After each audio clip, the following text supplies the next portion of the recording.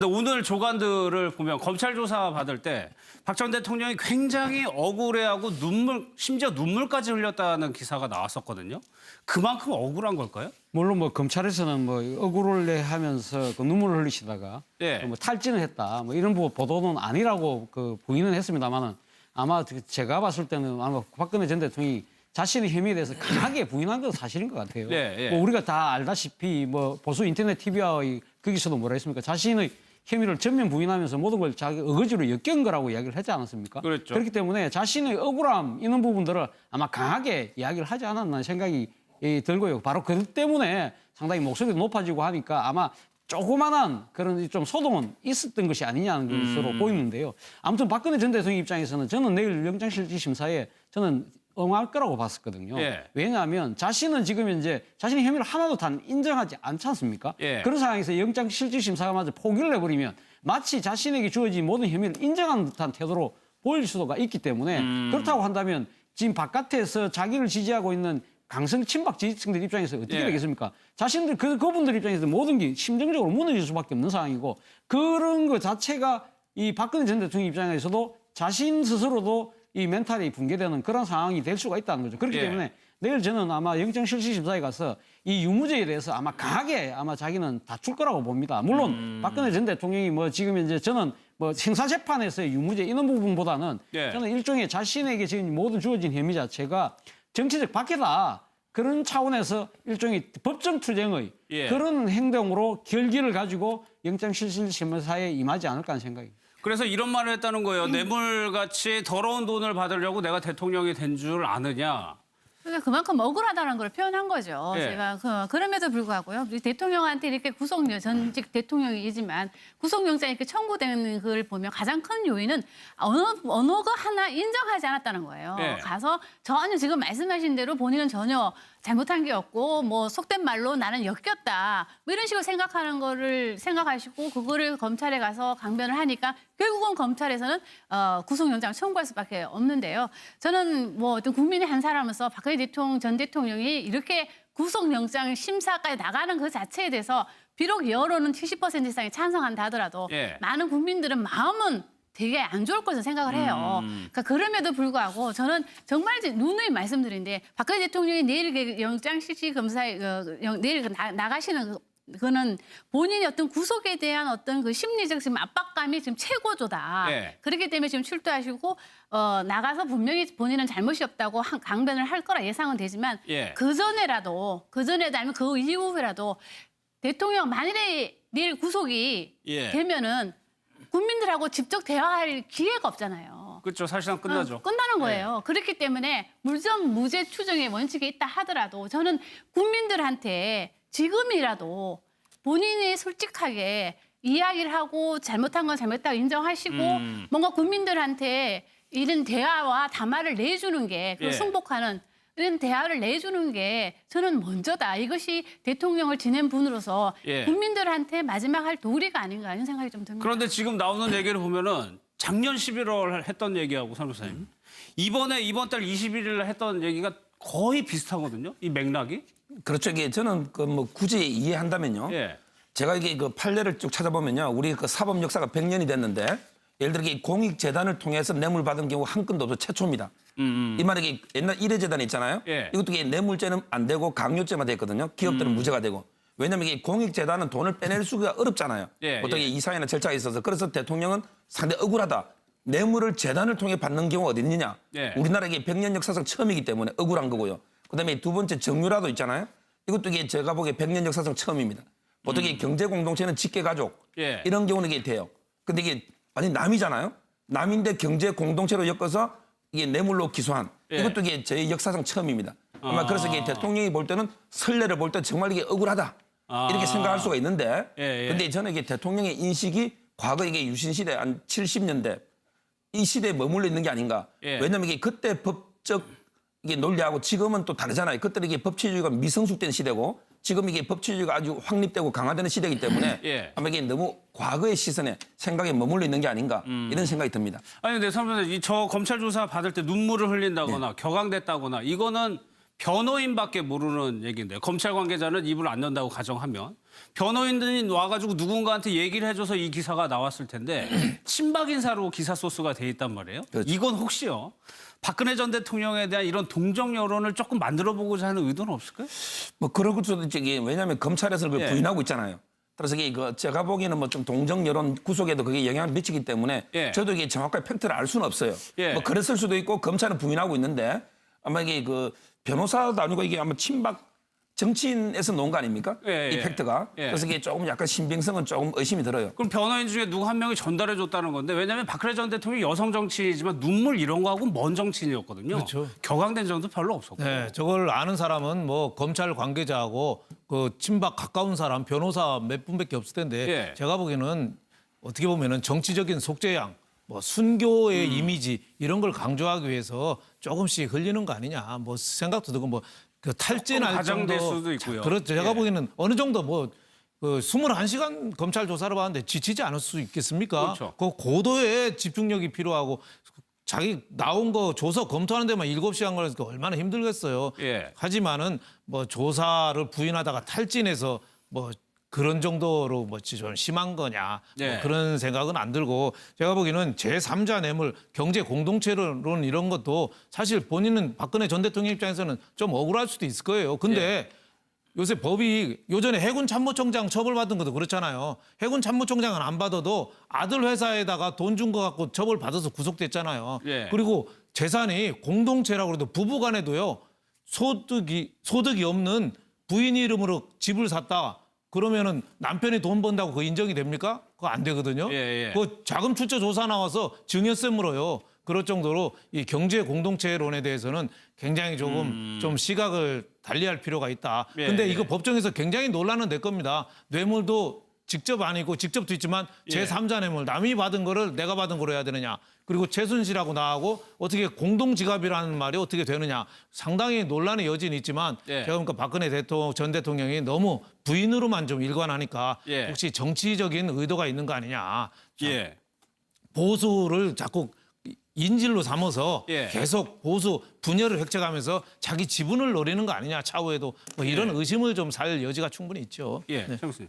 박근혜 대통령의 눈물 자체가 사실은 뭐 박근혜 대통령의 그러니까 이 원칙과 또 뭐 신뢰의 정치라는 그런 표상 때문에 사실 박근혜 전 대통령이 눈물 흘린 장면이 좀 드물었죠. 그랬죠. 그리고 뭐 본인이 청와대 들어가기 전까지만 하더라도 공개적으로 눈물을 거의 보이지 않았습니다. 예. 보이지 않았지만 그러나 뭐 기억하시다시피 2014년도 세월호 침몰 이후에 대국민 사과를 하면서 울었지 않습니까? 그때 한 번. 그렇죠. 한 번 울었죠. 기억이. 그런데 예. 그것이 2014년 그때 당시 그 지방선거 때 예. 큰 하나의 그 정치적인 무기가 된 적이 있거든요. 아니, 그때 당시 대구하고 부산시장 선거가 새누리당에게 여당에게 상당히 불리하게 돌아갔습니다. 막판에. 아. 그때 마지막 그때 카드가 뭡니까? 예. 대구 시내와 부산 시내의 선거 현수막을 시장 후보의 선거 현수막, 여당 후보의 선거 현수막을 이틀 전에 싹 다 박근혜 대통령이 눈물 그 현수막으로 다 바꿨거든요. 예. 그래서 지지층이 결집하면서 결국 방어를 한 측면이 있기 때문에 예. 아마 저 친박 핵심 인사라는 분이 정치를 하시는 분이라고 한다면 정치권에 몸담고 계신 분일 거 아닙니까? 이분 입장에서 그렇죠. 본다고 한다면 예. 박근혜 전 대통령의 이 눈물 현수막의 아마 그런 추억을 떠올렸을 수도 있다. 그럼으로써 박근혜 전 대통령에 대한 그 동정 여론을 상당히 자극하는 거죠. 앞서도 우리 앵커께서 말씀하셨듯이 예. 박근혜 전 대통령이 눈물을 흘린 경우는 진짜 특별한 경우가 거의 없어요. 아니기 때문에 예. 그만큼 자극적 효과가 클 수밖에 없지 않겠습니까? 그걸 어느 정도 겨냥했을 가능성도 있다는 거죠. 예. 근데 저는 그 동정심을 좀 유발하기 위해서 여론전을 지금 하고 있는 것 같아요. 친박 일부에서. 근데 저는 이건 안 먹힌다 생각을 해요. 예. 왜냐하면은 박근혜 대통령이 현직 대통령이고 본인이 그리고 임명한 검찰총장들이고 입니다. 그러니까 이런 사람들이 구속영장을 신청했다고 하면 얼마나 사안이 중대하냐고 판단할 수 있는 거예요. 예, 국민들 예. 입장에서는. 그러니까 그런 관점에서 봤을 때 친박들이 이렇게 뭐 여론전을 펴면서 대통령을 좀 보호하겠다 아니면 친박 지분을 좀 늘리겠다 예. 이런 생각을 한다면 저는 상당히 정치적으로 역풍을 예. 맞을 수 있다고 생각을 하고요. 저는 다만 아까도 말씀드렸지만 저는 박근혜 대통령이 정말 국민들한테 한 번쯤은 의지를 하고 국민들한테 호소하고 싶으면은 예. 저는 지금이라도 대통령이 진솔되게 국민들한테 이야기를 할 필요가 있다고 생각을 해요. 예, 왜 예. 끝까지 이렇게 소통을 안 하시고 다 뭐 자의적으로 좀 은폐하신 거잖아요. 예. 본인이 나와서 얘기도 할 수 있는데 하지 않고 저렇게 계시는 거는 저는 오히려 대통령한테 마이너스라고 저는 생각해요. 그동안에요. 친박 정치인들이 계속해서 뭐 예전서부터요. 박근혜 전 대통령을 옹호하고 보호하고 뭐 그런 얘기들을 많이 했었죠. 저희 그 영상들을 참 모아봤습니다. 보겠습니다.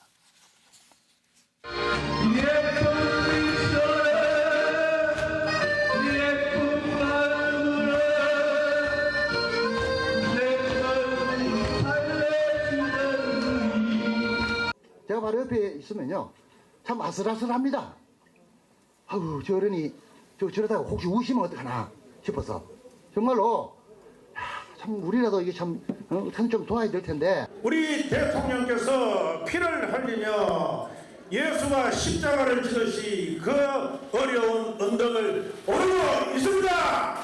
저는 쓰레기입니다. 그런데 박근혜 대통령이 나 같은 쓰레기를 끄집어내서 털털 털어가지고 청와대에 정무수석을 시키고 홍보수석을 시키고.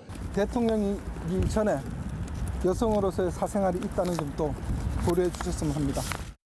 이렇게 약한 여자분께서 어떻게 이런 고통을 겪으십니까? 잔다크라는 그 성인의 이야기가 연상이 되는 그런 참 대단한 분이시구나.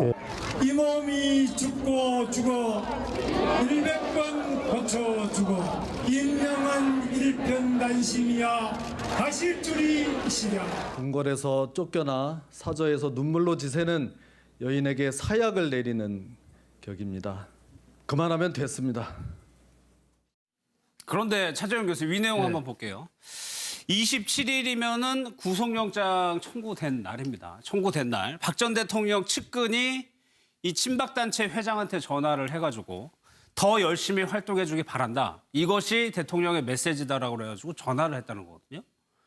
그러니까 박 전 대통령 측에서도 이거 그렇죠. 원하는 게 있다는 거 아니에요? 앞서도 제가 말씀드렸습니다만 박근혜 전 대통령은 이번 본인에게 주어진 혐의 자체를 다 부인하고 있고 예. 지금 이제 정치적 업무나 기획에서 엮였다고 생각하고 있기 때문에 어떻게 보면 내일 영장실질심사 자체를 상당히 정치적 박해에 의한 정치적 순교의 가정으로 이해하고 있을 가능성이 큽니다. 예. 만약에 저분의 그 친박단체 회장 근혜동산이라는 저분의 이야기가 맞다고 한다면 저는 박근혜 전 대통령이 일종의 정치적 순교 과정을 통해서 향후 정치적 재기를 모시하지 않을까.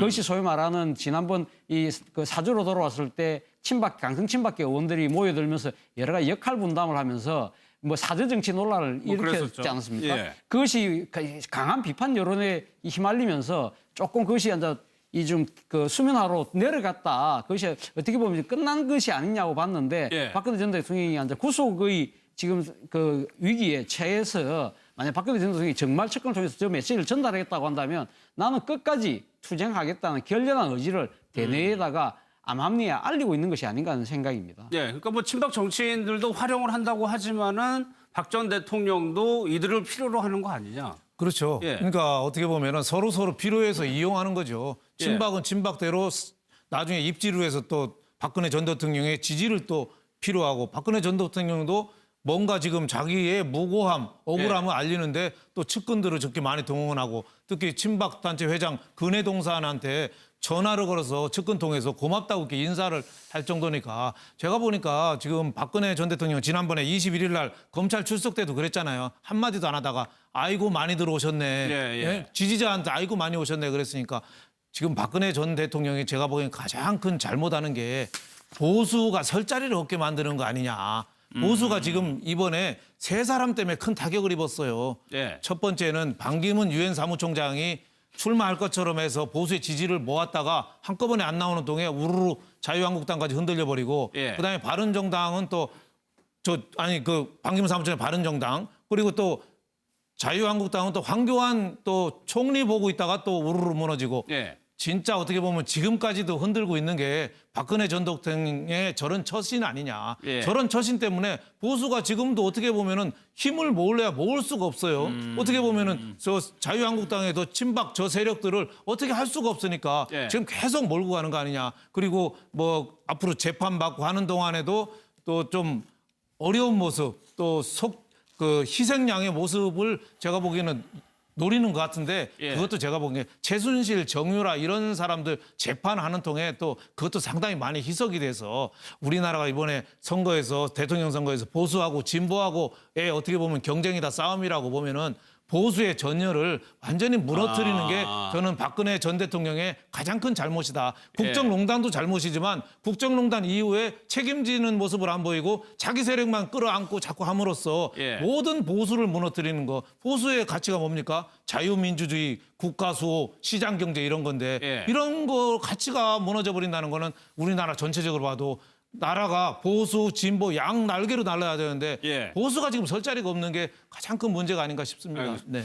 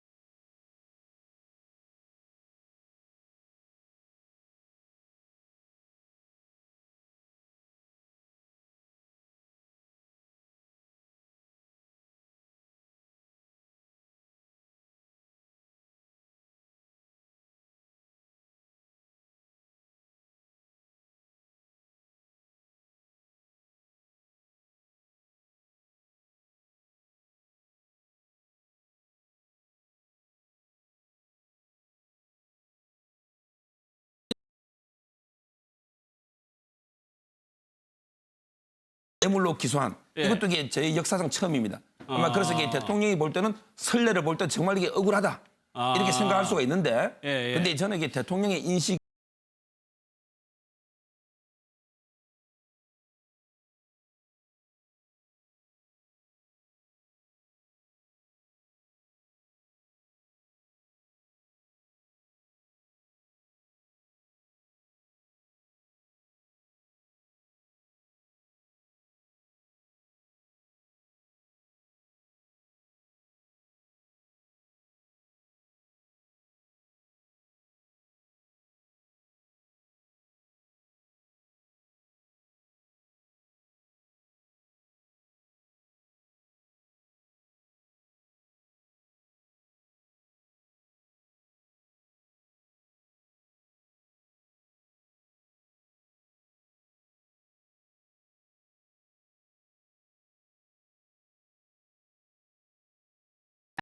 속된 말로 나는 엮였다. 뭐 이런 식으로 생각하는 거를 생각하시고 그거를 검찰에 가서 강변을 하니까 결국은 검찰에서는 구속영장 청구할 수밖에 없는데요. 저는 뭐 어떤 국민의 한 사람으로서 박근혜 전 대통령이 이렇게 구속영장 심사까지 나가는 그 자체에 대해서 비록 여론은 70% 이상이 찬성한다 하더라도 많은 국민들은 마음은 되게 안 좋을 것으로 생각을 해요. 그러니까 그럼에도 불구하고 저는 정말 이제 누누이 말씀드린데 박근혜 대통령이 내일 영장 실질 검사에 내일 나가시는 그거는 본인이 어떤 구속에 대한 어떤 그 심리적 지금 압박감이 지금 최고조다. 그렇기 때문에 지금 출두하시고 나가서 분명히 본인은 잘못이 없다고 강변을 할 거라 예상은 되지만 그 전에라도 아니면 그 이후라도 대통령 만일에 내일 구속이 되면은. 국민들하고 직접 대화할 기회가 없잖아요. 그렇죠. 사실상 끝나죠. 끝나는 거예요. 그렇기 때문에 물정 무죄 추정의 원칙이 있다 하더라도 저는 국민들한테 그렇다고 한다면 지금 바깥에서 자기를 지지하고 있는 강성 친박 지지층들 입장에서 어떻게 되겠습니까? 자신들 그분들 입장에서 모든 게 심정적으로 무너질 수밖에 없는 상황이고 그런 것 자체가 이 박근혜 전 대통령 입장에서도 자신 스스로도 이 멘탈이 붕괴되는 그런 상황이 될 수가 있다는 거죠. 그렇기 때문에 내일 저는 아마 영장실질심사에 가서 이 유무죄에 대해서 아마 강하게 아마 자기는 다툴 거라고 봅니다. 물론 박근혜 전 대통령이 뭐 지금 이제 저는 뭐 형사재판에서의 유무죄 이런 부분보다는 저는 일종의 자신에게 지금 모든 주어진 혐의 자체가 정치적 박해다. 그런 차원에서 일종의 법정 투쟁의